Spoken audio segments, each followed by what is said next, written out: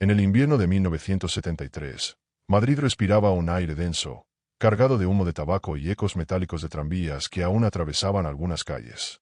La ciudad parecía congelada en un tiempo incierto, entre el eco de una dictadura que marcaba el ritmo de la vida y el deseo reprimido de libertad que se escondía en los cafés y tertulias nocturnas. Era un año de cambios silenciosos, pero también de secretos que nunca saldrían a la luz.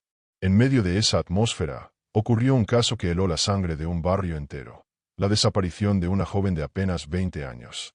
El 14 de marzo de 1973, una brisa fría recorría la Gran Vía, donde los carteles luminosos parecían intentar ocultar la oscuridad de las sombras que se alargaban en las esquinas. Era allí, en esa ciudad que nunca dormía del todo pero que siempre guardaba silencio ante lo incómodo, donde una historia misteriosa comenzaría a tomar forma. Una historia que, hasta hoy, sigue dejando preguntas sin respuesta. La joven se llamaba Isabel Fuentes. Tenía apenas 20 años, los cabellos castaños que caían sobre los hombros y unos ojos oscuros en los que muchos decían ver un brillo melancólico, como si guardara un secreto que nadie más conocía. Isabel vivía con sus padres en un pequeño piso de Lavapiés, un barrio lleno de vida, de voces que resonaban entre balcones y del aroma inconfundible de cocinas humildes que compartían sus olores en las estrechas calles empedradas. Aquella mañana, la ciudad amaneció cubierta de una ligera neblina que envolvía las farolas y apagaba el color de los edificios. Isabel salió de casa poco después de las 9, envuelta en un abrigo gris que su madre le había remendado tantas veces. Nadie en ese momento sospechaba que esa sería la última vez que alguien la vería con certeza. Ese día se convertiría en el primero de una larga serie de noches de insomnio, susurros de vecinos y teorías imposibles. En su barrio, todos la conocían. Isabel era la muchacha que trabajaba en una pequeña librería cerca de la Puerta del Sol. Tenía la costumbre de detenerse frente a los escaparates, observar los títulos recién llegados y perderse en las historias que soñaba leer. Había algo en su presencia que hacía que las personas se giraran a mirarla. No por una belleza escandalosa, sino por una calma extraña que irradiaba, una serenidad que contrastaba con el ruido constante de la ciudad. El 14 de marzo fue un día cualquiera para la mayoría, pero no para ella. Isabel salió con paso tranquilo, como siempre, con un bolso de cuero oscuro que llevaba colgado al hombro. Dentro del bolso, según recordarían sus padres, llevaba un cuaderno en el que escribía poemas, un libro de Federico García Lorca y una carta que nunca llegó a ser enviada. Esa carta, encontrada más tarde en sus pertenencias, se convertiría en una pieza inquietante del rompecabezas. Madrid, en esos días, se dividía entre el bullicio del centro y las zonas sombrías donde nadie se atrevía a caminar solo al caer la noche. Y fue en ese contraste donde se movía Isabel, entre la rutina de una joven común y la sensación de que alguien, en algún lugar, la observaba de cerca. Muchos vecinos dirían después que, en las semanas previas, Isabel parecía más distraída, a veces incluso nerviosa, como si algo la preocupara profundamente. A esa hora de la mañana, mientras los transeúntes se apresuraban hacia sus trabajos, Isabel desapareció de los ojos del barrio. Nadie la vio subir al tranvía. Nadie la recordó entrando en la librería. Simplemente, se desvaneció. Fue como si la ciudad la hubiera tragado en un silencio repentino, un silencio que resonó más fuerte que el ruido de los coches y los vendedores ambulantes. Lo que comenzó como una ausencia extraña se convirtió rápidamente en un vacío imposible de ignorar. La familia de Isabel esperaba verla regresar al mediodía para almorzar juntos, pero las horas pasaron sin noticias. Al caer la tarde, cuando las farolas comenzaron a encenderse y las persianas de las tiendas bajaban, la inquietud se transformó en miedo. Isabel no volvía, y algo en el aire anunciaba que no lo haría. Esa noche, Madrid pareció contener la respiración. Los pasos resonaban más fuertes en las calles empedradas, los relojes avanzaban más lentos, y el barrio entero empezaba a murmurar un nombre: Isabel. Una joven de 20 años había desaparecido sin dejar rastro. Y con ella, se abría un misterio que marcaría a toda una comunidad. Isabel no era una muchacha cualquiera. Había crecido en el corazón de Lavapiés, rodeada de ese mosaico de acentos, colores y olores que definían al barrio. Sus padres, Carmen y Julián, eran gente sencilla. Él trabajaba en un taller mecánico, ella cosía ropa para los vecinos, en ocasiones, para las tiendas del centro. Isabel era hija única, lo que la convirtió en el centro de las atenciones familiares, pero también depositaria de una carga silenciosa, el sueño de que lograra una vida distinta, más próspera, más libre. Desde pequeña había mostrado un interés inusual por los libros. No eran tiempos fáciles para hablar de ciertos autores, pero Isabel tenía un instinto especial para descubrir poesía en cada página que caía en sus manos. En su habitación, una repisa improvisada con tablas y ladrillos estaba abarrotada de ejemplares gastados que cambiaban mercadillos o recibía como regalos de segunda mano. Allí, entre páginas ajadas, Isabel encontraba un refugio frente al ruido del mundo exterior. Cada día, después de trabajar en la librería, se detenía a escribir en su cuaderno. No eran simples notas, eran versos íntimos, pensamientos a medio camino entre la esperanza y el temor. Quiero volar lejos, pero siento que algo me ata a esta ciudad, escribió en una de las páginas que más tarde sería encontrada. Sus palabras reflejaban la contradicción de una joven atrapada entre el deseo de descubrir el mundo y el peso de una realidad estrecha. Los vecinos la describían como alguien cercana y amable, siempre con una sonrisa tímida, pero también como una persona reservada. Tenía una pequeña amiga de infancia, Teresa, con quien solía pasear los domingos por el retiro. Ambas se sentaban frente al estanque y observaban los botes de remos, imaginando viajes imposibles y futuros que parecían tan lejanos como las estrellas. Isabel confesaba a Teresa sus anhelos de estudiar en la universidad, aunque sus padres dudaban de poder costearlo. En la librería, su presencia era discreta pero constante. Colocaba libros, atendía a clientes, en silencio, observaba a las personas que entraban y salían. Muchos recordaban su manera de acariciar los lomos de los libros, como si fueran objetos sagrados. Un cliente habitual aseguró después que Isabel tenía la mirada de alguien que siempre estaba en otro lugar, como si la realidad le quedara pequeña. Aquella mirada sería recordada en cada interrogatorio posterior, cuando la policía buscaba entender quién era en verdad Isabel Fuentes. No era raro que pasara horas caminando por Madrid. Le gustaba perderse entre calles, escuchar a los músicos que se apostaban en las esquinas y observar los teatros de la Gran Vía, cuyos carteles de luces parecían prometerle un mundo más grande. Caminaba sola, pero nunca parecía asustada. Quizá por eso sorprendió tanto su desaparición, porque Isabel transmitía la imagen de alguien que, aún vulnerable, sabía cómo moverse entre sombras. El ambiente en 1973 no era precisamente amable con los jóvenes soñadores. La ciudad estaba marcada por la desconfianza, por las miradas vigilantes, por una sensación de que alguien siempre estaba escuchando. Isabel no era ajena a esa atmósfera. En más de una ocasión comentó a su amiga Teresa que tenía la sensación de que alguien la seguía cuando regresaba a casa de noche. Teresa no le dio mayor importancia en su momento, creyendo que era fruto de la imaginación, pero esas palabras cobrarían un significado escalofriante más tarde. En casa, Isabel solía ayudar a su madre con las labores, mientras hablaban de temas triviales. A veces reían juntas, a veces discutían por cosas pequeñas, como cualquier familia. Pero Carmen, la madre, recordaría siempre un detalle. En los días previos al 14 de marzo, Isabel estaba más callada, como ensimismada en pensamientos que no compartía. Esa distancia repentina fue, en retrospectiva, la primera señal de que algo se avecinaba. Esa rutina sencilla, tejida con hilos de sueños y silencios, es lo que hacía de Isabel una joven tan real y cercana. No era una heroína ni una figura lejana, era una muchacha que caminaba entre nosotros, con sus fragilidades, con su risa contenida, con su manera de mirar el mundo con curiosidad y temor. Y quizá por eso, cuando desapareció, el impacto fue devastador, porque todos podían verse reflejados en ella. Si disfrutas de este tipo de historias misteriosas, no olvides suscribirte al canal para seguir acompañándonos en cada nuevo caso. Historias como la de Isabel no solo revelan un crimen, sino que nos recuerdan la fragilidad de la vida cotidiana. El 14 de marzo de 1973 comenzó como cualquier otro día para la familia Fuentes. Carmen preparó el desayuno, Julián salió temprano hacia el taller, e Isabel se arregló frente al pequeño espejo de su habitación. A las 9 menos cuarto ya estaba lista para salir. Se colocó el abrigo gris, acomodó el bolso de cuero sobre su hombro y, según su madre, dejó escapar un hasta luego suave, casi distraído. Nadie imaginaba que esas serían las últimas palabras que Carmen escucharía de su hija. Las primeras horas transcurrieron sin señales de alarma. En la librería, el encargado aseguró más tarde que Isabel nunca llegó ese día. No fichó su entrada, no apareció tras el mostrador, y ninguno de los clientes habituales la recordó haber visto.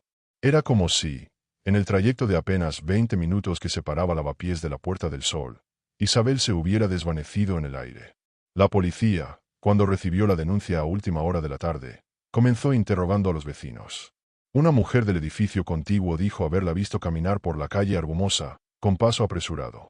Otro vecino juró que la observó doblando la esquina hacia la estación de Atocha, aunque su versión nunca pudo ser confirmada. Lo inquietante era que ninguna de estas declaraciones coincidía del todo, como si cada persona hubiera visto un reflejo distinto de Isabel. Los investigadores revisaron la ruta habitual de la joven. Encontraron un detalle extraño. En una esquina, un vendedor ambulante declaró que Isabel se detuvo frente a su puesto de flores, observó un ramo de lilas y sonrió brevemente.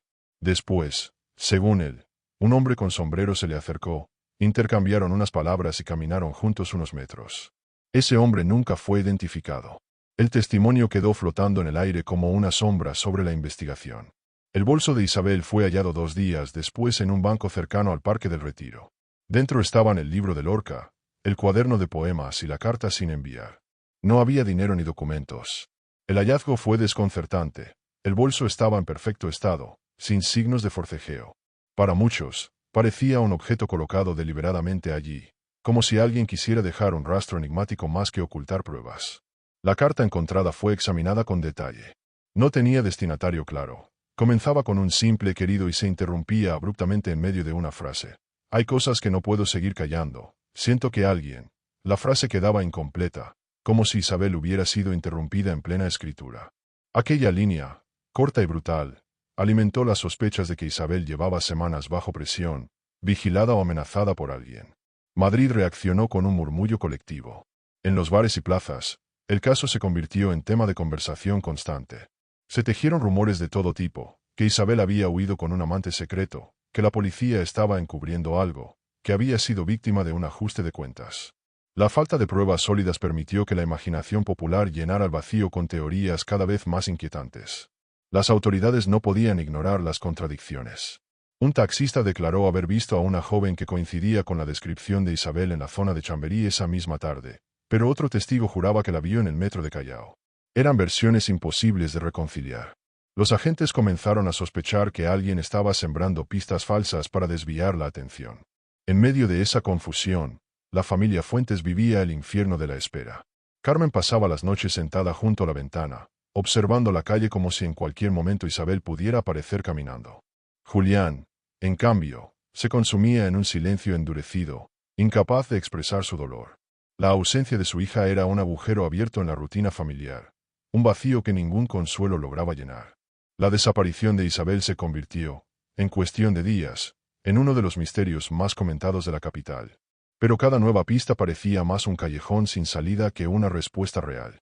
Y cuanto más tiempo pasaba, más crecía la sensación de que Isabel había sido tragada por un entramado oscuro que apenas comenzaba a revelarse. Los investigadores volvieron al Retiro, donde había aparecido el bolso de Isabel. Revisaron cada banco, cada rincón entre árboles, buscando huellas o rastros que pudieran conducirlos a ella. Lo único que encontraron fue una bufanda oscura enredada en las ramas bajas de un arbusto cercano. Nadie pudo confirmar si pertenecía a Isabel, pero su madre juró que nunca había tenido una prenda de ese color. El hallazgo se sumó al misterio como una pieza que no encajaba. Un guardia del parque declaró haber visto a un hombre de aspecto nervioso merodeando cerca del lugar en la tarde del 14 de marzo. Llevaba un abrigo largo y parecía observar con insistencia a las jóvenes que paseaban. Su descripción, sin embargo, era demasiado vaga. En una ciudad como Madrid, un hombre con abrigo largo podía ser cualquiera. Sin pruebas concretas, la investigación comenzaba a diluirse entre testigos contradictorios. La prensa empezó a cubrir el caso con titulares cada vez más sensacionalistas. Desaparece joven misteriosamente en el corazón de Madrid fue la primera nota publicada en un diario local. Con el paso de los días, los periódicos hablaban de un posible secuestro y hasta de una red clandestina. Los vecinos, atemorizados, comenzaron a mirar con desconfianza a cualquiera que no fuera conocido del barrio. El miedo se expandía como un eco entre calles estrechas. La policía interrogó también a compañeros de la librería. Uno de ellos recordó que Isabel había mencionado, una semana antes de desaparecer, que alguien la esperaba a la salida del trabajo. No quiso dar más detalles, pero lo hizo en un tono preocupado, como si quisiera compartir un secreto y se hubiera detenido en el último momento.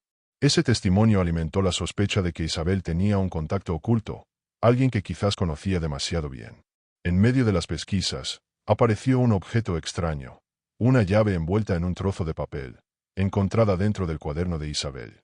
Nadie en la familia reconocía esa llave, ni sabían qué puerta podía abrir. El papel, arrugado y amarillento, tenía escrito un número, 307. Era un detalle inquietante que los investigadores no supieron interpretar de inmediato, pero que más tarde cobraría un peso crucial en la historia. La carta inacabada que Isabel había dejado se convirtió en el centro de toda especulación.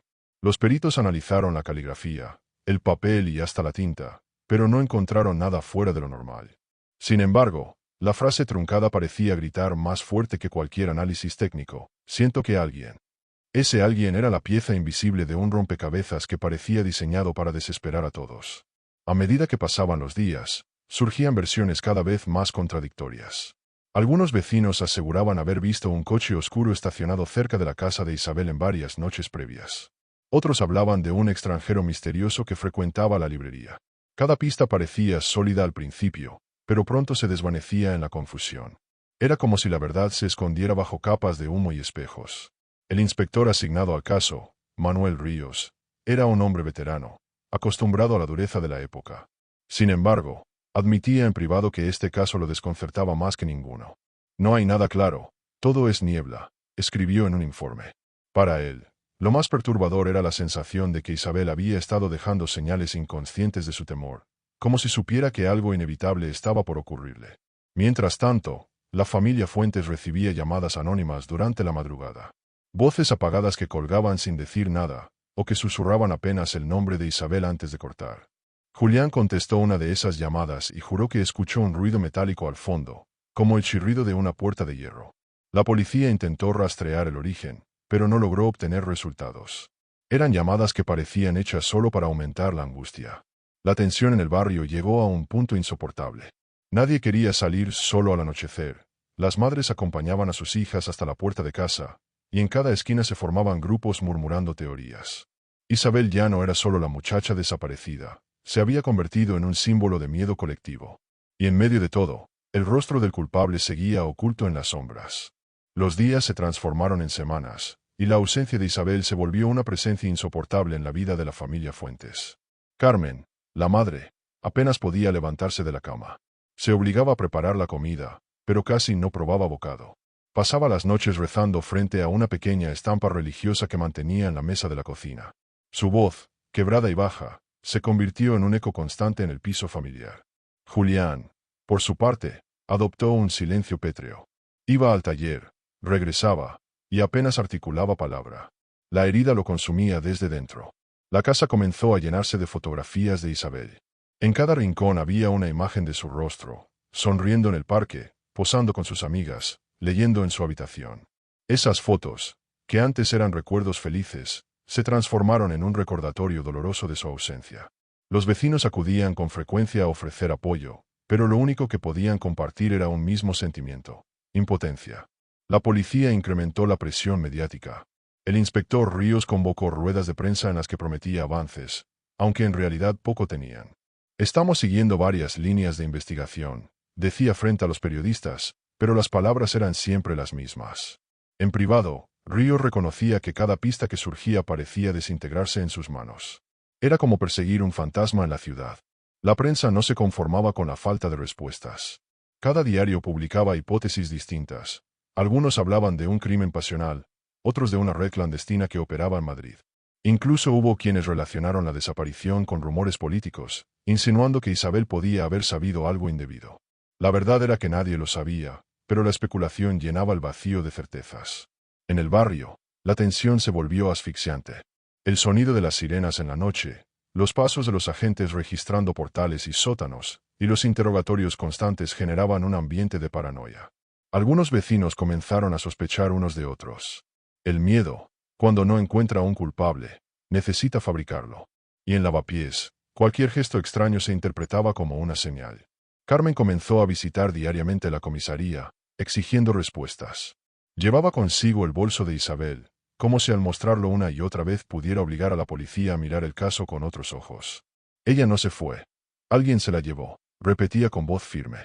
Su convicción era absoluta. Isabel no había huido, no había desaparecido voluntariamente.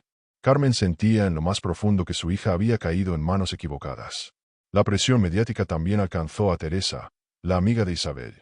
Los periodistas la perseguían para obtener declaraciones, preguntándole si sabía de algún secreto, de algún amor escondido. Teresa lloraba al recordar las últimas conversaciones. Ella decía que alguien la seguía, pero yo no le hice caso, confesó. Esa frase se convirtió en titular de varios periódicos, y en una daga clavada en su propia conciencia. El inspector Ríos comenzó a concentrarse en la llave encontrada en el cuaderno de Isabel. Mandó analizarla en diferentes cerrajerías de Madrid. Finalmente, un experto aseguró que era de un modelo antiguo, utilizado principalmente en pensiones y habitaciones de alquiler de bajo costo. El número 307, anotado en el papel, parecía corresponder a una puerta o a una habitación. Esa pista reavivó la esperanza de la familia, aunque también abrió nuevas dudas. Las pesquisas llevaron a la policía a recorrer múltiples pensiones del centro de Madrid. En algunas, los encargados reconocieron haber visto a Isabel pasear por la zona, aunque nunca hospedarse allí. El número 307 se convirtió en una especie de obsesión. Cada edificio que tenía más de 3 plantas era revisado con minuciosidad, pero sin resultados claros. La llave seguía siendo un enigma. Mientras tanto, el dolor de la familia se transformaba en un símbolo público.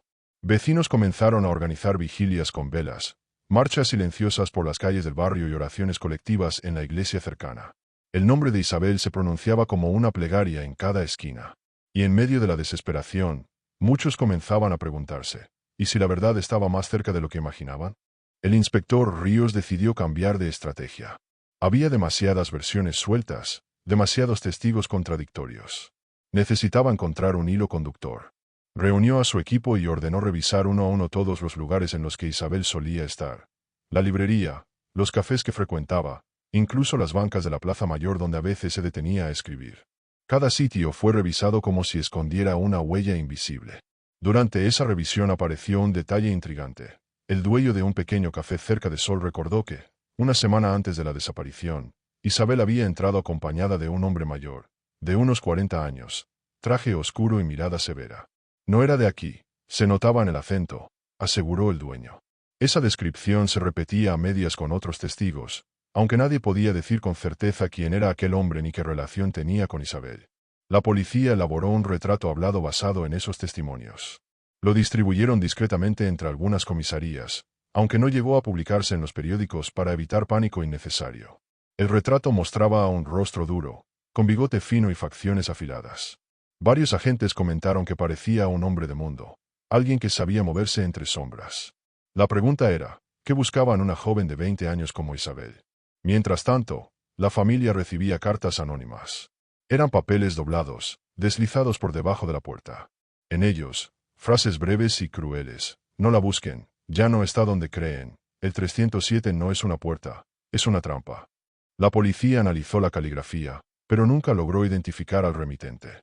Para Carmen, cada carta era una nueva puñalada, un recordatorio de que alguien jugaba con su dolor. Las sospechas se extendieron rápidamente. Hubo quienes señalaron al propio Julián, el padre, insinuando que tal vez escondía un secreto oscuro. Otros miraron con desconfianza a Teresa, la amiga más cercana. Incluso se habló de un vecino solitario que vivía en el mismo edificio y al que rara vez se veía salir. La atmósfera se volvió insoportable, porque el misterio ya no era solo un caso policial. Era un veneno que corroía la confianza del barrio. El inspector Ríos empezó a investigar discretamente la vida privada de Isabel. Descubrió que, semanas antes de desaparecer, había escrito en su cuaderno frases enigmáticas: «El hombre del sombrero me mira demasiado y siento que la ciudad se cierra sobre mí». Aquellas notas parecían confirmar la hipótesis de que alguien la estaba vigilando con insistencia. El problema era que el rostro de ese hombre seguía oculto. Un nuevo testimonio emergió entonces.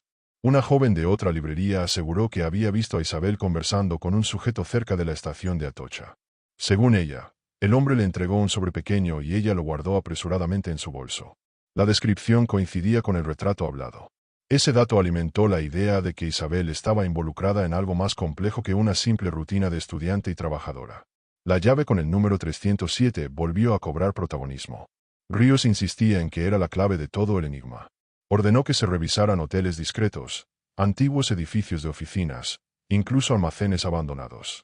Una y otra vez, la búsqueda terminaba en un callejón sin salida. Era como si el número estuviera destinado a perseguirlos, sin resolverse nunca. Mientras tanto, las vigilias en el barrio continuaban. Cada noche, decenas de personas encendían velas frente a la librería donde Isabel trabajaba. La luz temblorosa iluminaba las caras de vecinos y desconocidos que se unían a la causa. Madrid, una ciudad acostumbrada a callar, estaba empezando a hablar, a exigir respuestas. El caso ya no era solo un drama familiar. Era un misterio que desafiaba a toda la capital. Si te atrapan estas historias de crímenes y desapariciones misteriosas, recuerda suscribirte al canal para no perder los próximos capítulos. Tu apoyo nos ayuda a seguir investigando casos como el de Isabel, donde cada detalle puede cambiarlo todo. La investigación comenzó a dar señales de desgaste. Tras semanas de trabajo sin resultados concretos, algunos agentes insinuaban que Isabel podía haberse marchado por voluntad propia. El inspector Ríos se negaba a aceptar esa hipótesis. Una joven que deja todo atrás no se lleva un cuaderno lleno de miedos y una llave sin explicación, repetía a sus subordinados. Para él, todo apuntaba a una desaparición forzada. En medio de esa tensión, un error sacudió la confianza de la familia. La policía anunció públicamente haber encontrado restos de ropa que podrían pertenecer a Isabel en un descampado a las afueras de Madrid. La noticia fue portada de los periódicos al día siguiente, desatando una ola de dolor entre los vecinos. Sin embargo, días después se confirmó que la prenda no tenía relación con ella. El golpe fue devastador, no solo por la falsa esperanza, sino porque la familia sintió que su dolor era usado como espectáculo. El inspector Ríos, consciente de que estaba perdiendo la batalla contra el tiempo, decidió revisar todos los testimonios iniciales con lupa. Fue entonces cuando detectó un detalle inquietante. El vendedor de flores, aquel que dijo haber visto a Isabel con el hombre del sombrero, cambió ligeramente su versión en cada declaración. A veces describía al hombre como alto, otras como bajo. Unas veces decía que llevaba sombrero, otras que no. Ese vaivén encendió las alarmas. El hombre fue interrogado en profundidad, pero no se encontraron pruebas para incriminarlo. Aún así, quedó la sospecha de que alguien lo había presionado para distorsionar sus recuerdos. El inspector empezó a considerar la posibilidad de que no estaban frente a un secuestro improvisado, sino ante una trama cuidadosamente planificada. Cada testimonio confuso parecía parte de una red de desinformación. El hallazgo de la llave seguía pesando en la mente del equipo investigador. Uno de los agentes sugirió que el número 307 no se refería a una habitación, sino a un código, tal vez un casillero o una caja de seguridad. Se investigaron bancos, estaciones de tren, incluso cines antiguos con taquillas numeradas. Nada dio resultado. Sin embargo, esa nueva interpretación abrió el abanico de posibilidades y reavivó las discusiones internas. Mientras tanto, la familia Fuentes era acosada por periodistas sensacionalistas. Micrófonos y cámaras esperaban cada mañana en la puerta del edificio, con preguntas incisivas y crueles. Carmen apenas podía salir sin ser rodeada. El dolor privado se había convertido en un espectáculo público. Julián, en un arranque de furia, llegó a golpear una cámara que intentaba registrar su rostro cansado. El caso estaba desbordando no solo a la policía, sino a todos los involucrados. En el barrio, los rumores se multiplicaban.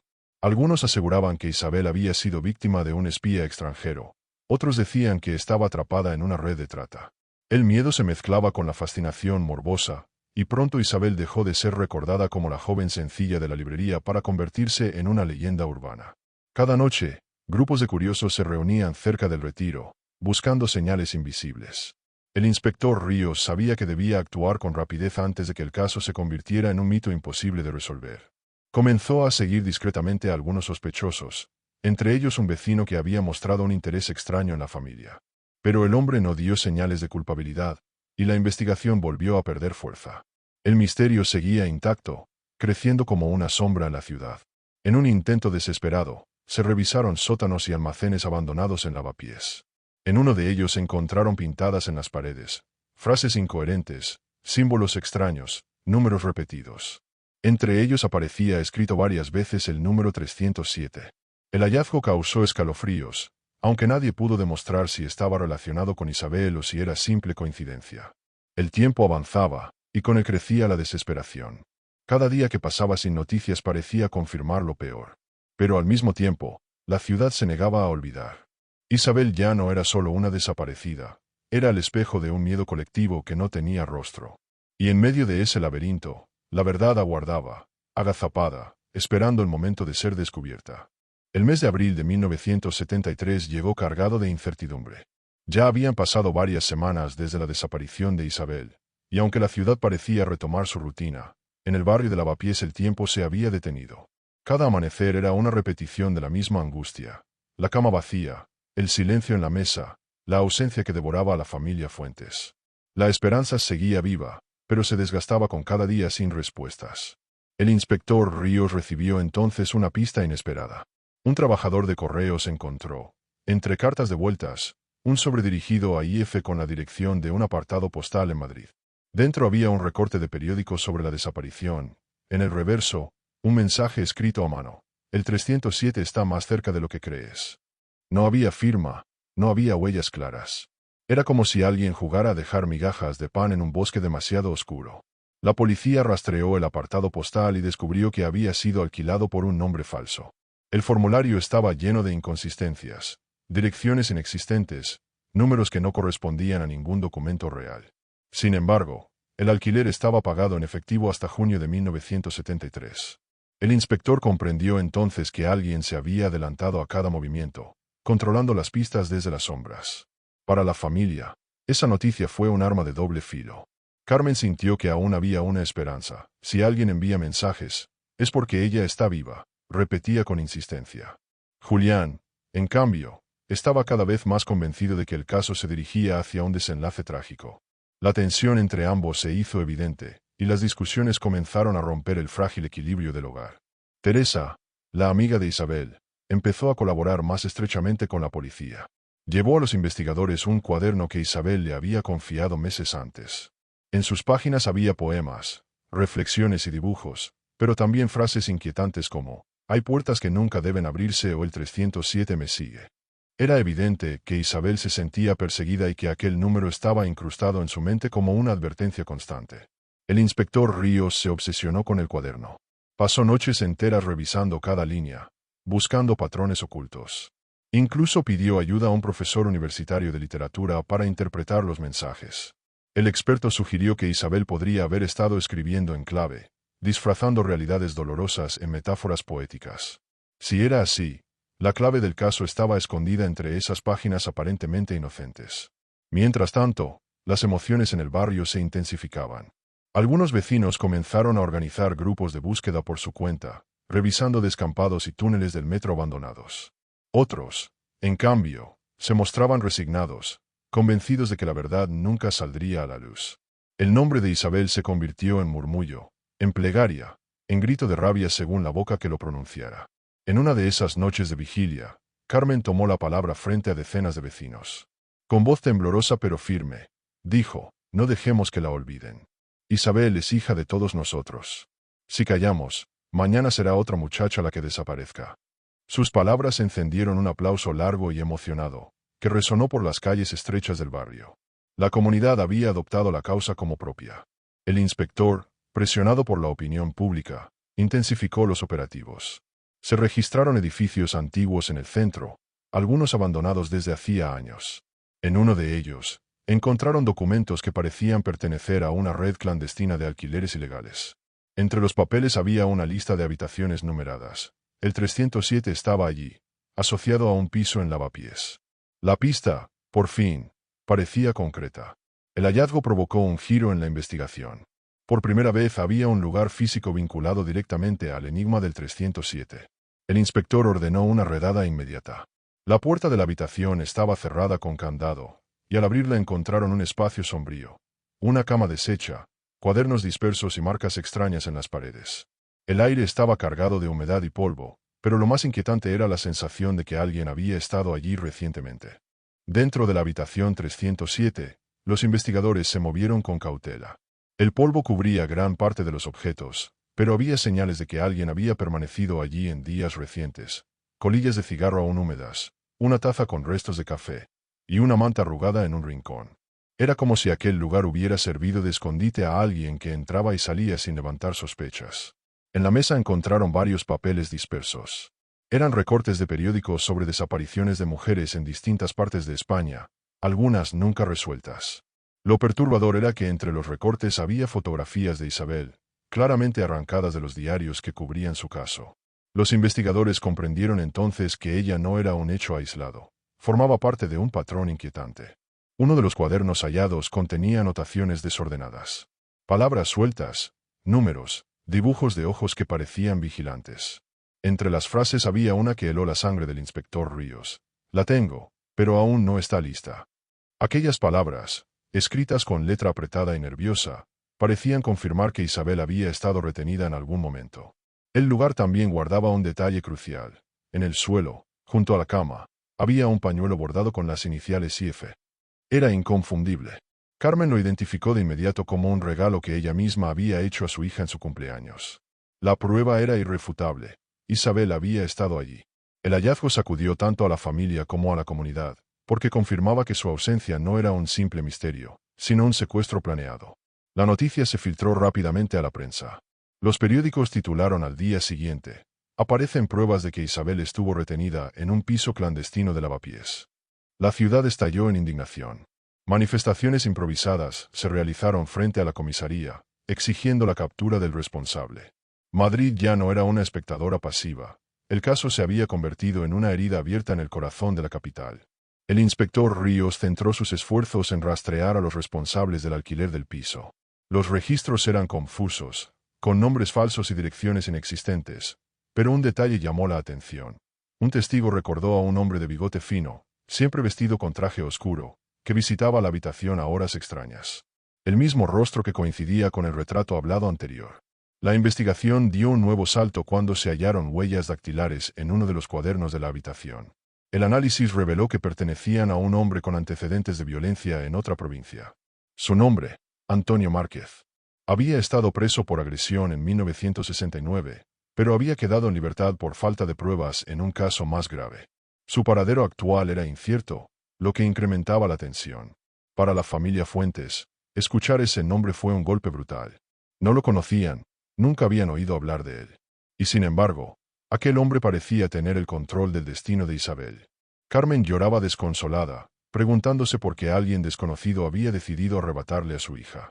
Julián, en cambio, se llenó de rabia, exigiendo justicia inmediata. El inspector Ríos sabía que tenía que moverse con rapidez. Si Antonio Márquez seguía libre en Madrid, cada minuto aumentaba el riesgo para Isabel, en caso de que aún estuviera con vida. Se organizaron redadas en bares, estaciones y pensiones donde solían esconderse sujetos con antecedentes. Pero el hombre parecía desvanecerse en las sombras de la ciudad, como si conociera demasiado bien el terreno. Mientras tanto, un nuevo mensaje apareció en la puerta de la familia Fuentes. Un papel escrito a mano, con las palabras: ella ve lo que no debía ver. Esa frase abrió un nuevo abismo de dudas. ¿Qué había presenciado Isabel? ¿Qué sabía que justificaba su desaparición? El misterio dejaba de ser un caso individual para transformarse en algo más oscuro y amplio, en un secreto que podía arrastrar a muchos más.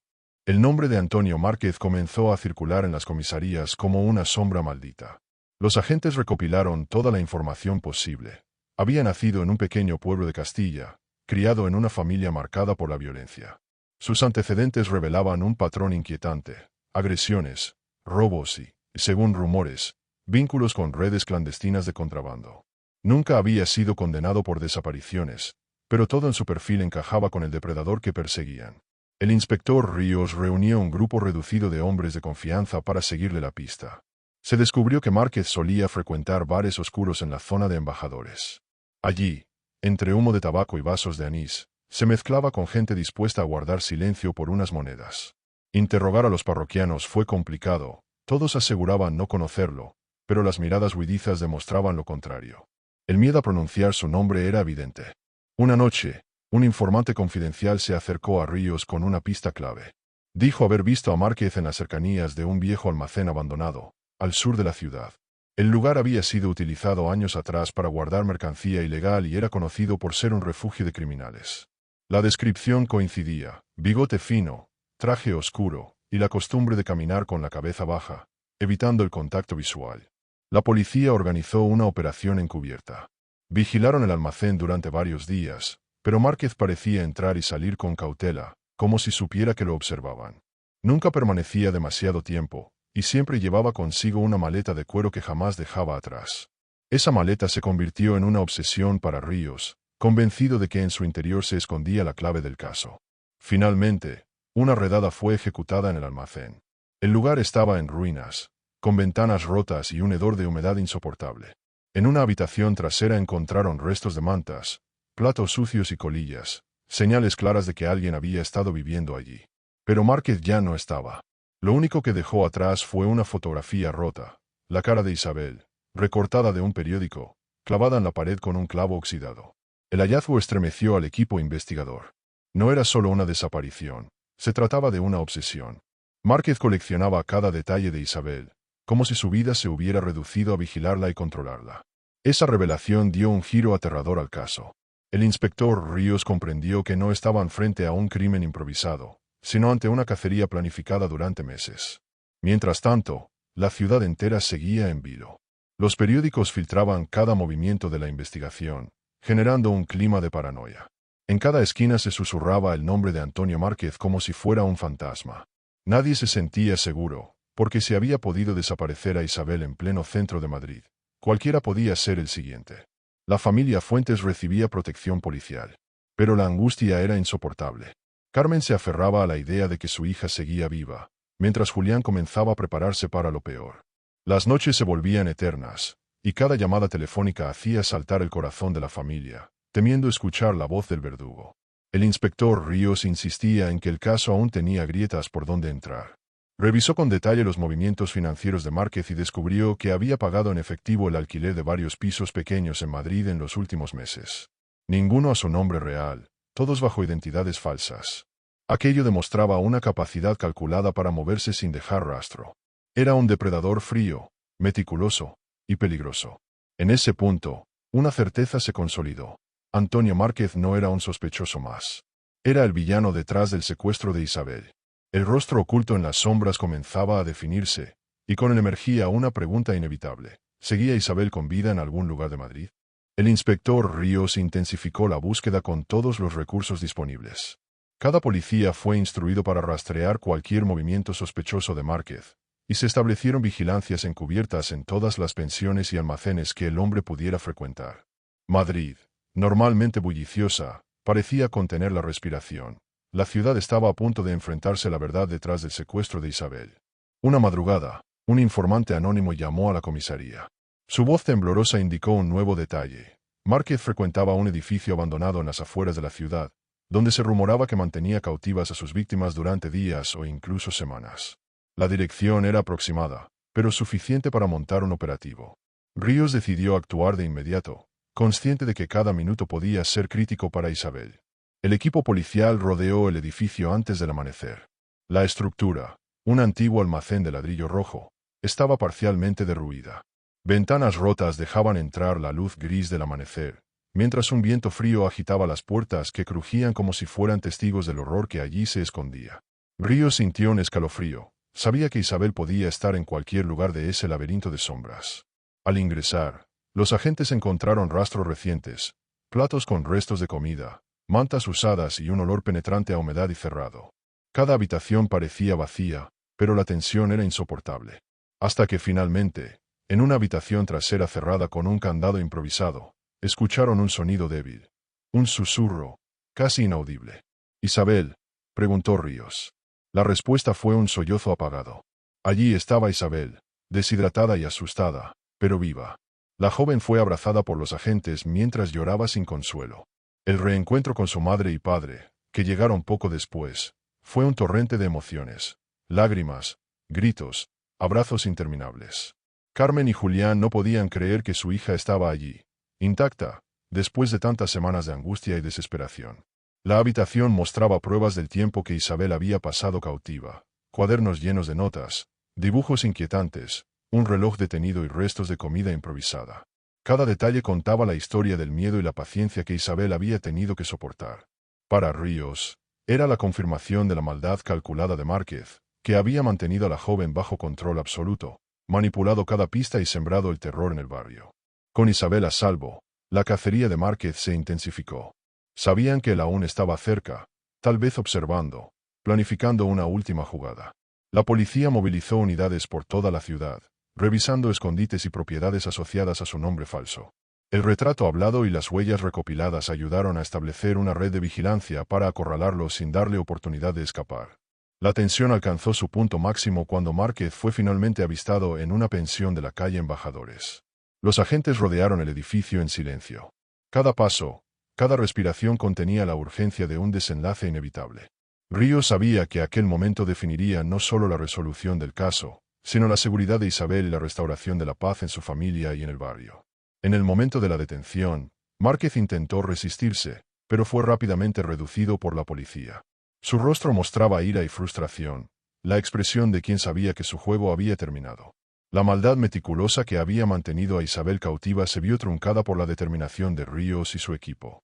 La captura fue cubierta por la prensa, que convirtió la noticia en un alivio colectivo para Madrid, mientras la ciudad respiraba de nuevo. Isabel, aunque exhausta, dio su primer testimonio en presencia de su familia y de Ríos. Narró la manera en que Márquez la había mantenido bajo vigilancia, la manipulación de pistas falsas, la amenaza constante, y cómo logró sobrevivir usando su ingenio y fortaleza interior. Cada palabra que pronunciaba era un recordatorio de su coraje y de la gravedad del crimen que había sufrido. El juicio contra Antonio Márquez comenzó meses después de su captura, en otoño de 1973. El tribunal estaba lleno de periodistas, vecinos y familiares de Isabel. La ciudad seguía con atención cada sesión, como si de la resolución de aquel caso dependiera algo más que la justicia, la credibilidad del sistema, la confianza en que los culpables podían ser encontrados. La tensión se respiraba en cada rincón del tribunal. Los fiscales presentaron pruebas irrefutables, fotografías de Isabel en la habitación 307, notas de los cuadernos, restos de comida y objetos personales, además de los registros de los alquileres fraudulentos realizados por Márquez.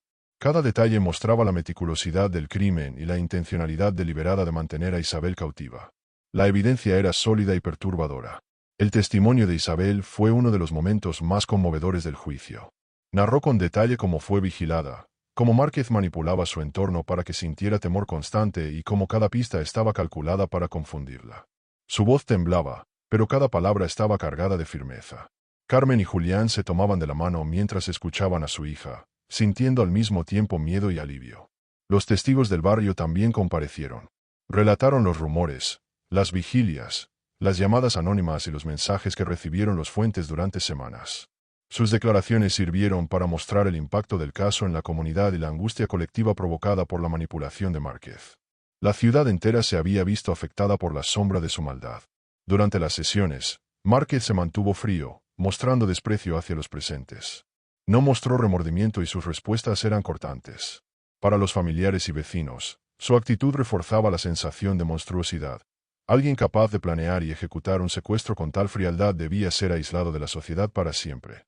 El veredicto no tardó en llegar, culpable de secuestro, amenazas y otros delitos asociados. La sentencia fue firme, con años de prisión que reflejaban la gravedad de sus crímenes. Madrid respiró un alivio colectivo, aunque la herida no se cerraba del todo. La certeza de que Márquez había sido detenido devolvía un sentido de justicia. El barrio de Lavapiés, aún marcado por la experiencia, buscó reconstruirse. Se organizaron reuniones vecinales para fortalecer la seguridad y apoyar a jóvenes vulnerables. Isabel y su familia recibieron el apoyo de la comunidad durante meses. La historia había dejado cicatrices profundas, pero también un aprendizaje sobre vigilancia, solidaridad y resiliencia. Isabel comenzó lentamente su proceso de recuperación. Los psicólogos y amigos cercanos la acompañaron, ayudándola a superar el trauma. La lectura y la escritura, que siempre habían sido su refugio, se convirtieron en herramientas terapéuticas.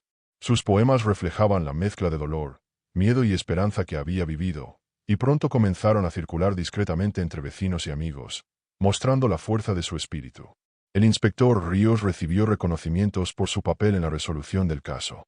Aunque él se mostraba modesto, sabía que cada decisión, cada pista seguida y cada operación encubierta habían sido determinantes. Para él, lo más importante era que Isabel estaba viva, y que la justicia había alcanzado al responsable. Su satisfacción era silenciosa, pero profunda.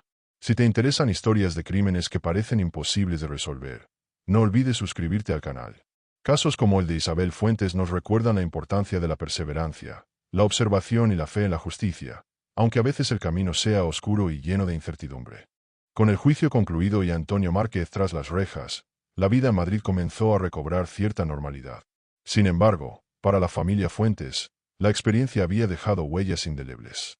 Cada rincón del hogar recordaba el miedo y la angustia vivida, pero también la esperanza que nunca se apagó. Carmen encontraba consuelo en ver a Isabel retomar sus rutinas, aunque lentamente, con prudencia y cautela. Isabel regresó a la librería donde trabajaba, pero ya nada era igual. Cada libro, cada pasillo y cada cliente evocaban recuerdos del secuestro y de la vulnerabilidad que había experimentado. Aún así, su pasión por la lectura se convirtió en un símbolo de resiliencia. Escribía cada día, transformando su miedo en palabras, y sus poemas se volvieron más profundos, con un matiz de madurez que impresionaba a quienes los leían. La comunidad de Lavapiés continuó apoyando a la familia. Se organizaron grupos de vigilancia vecinal, y se reforzó la seguridad en las calles. Los vecinos se unieron no solo para proteger a Isabel, sino para evitar que otros jóvenes pudieran caer en manos de criminales como Márquez. La experiencia dejó una lección sobre la fuerza del barrio, la solidaridad y la importancia de permanecer atentos ante señales de peligro. El inspector Ríos reflexionaba sobre el caso con una mezcla de orgullo y pesar. La resolución de la desaparición de Isabel era un triunfo profesional, pero también un recordatorio de lo delicado que podía ser cada hilo de la vida urbana. Madrid era una ciudad hermosa, vibrante y llena de vida, pero también tenía rincones donde la sombra de la maldad podía ocultarse, y él sabía que su trabajo nunca terminaba realmente. Isabel, poco a poco, recuperó la confianza en sí misma y en su entorno. Empezó a caminar sola por las calles nuevamente, a sentarse en los cafés y a disfrutar del parque como antes.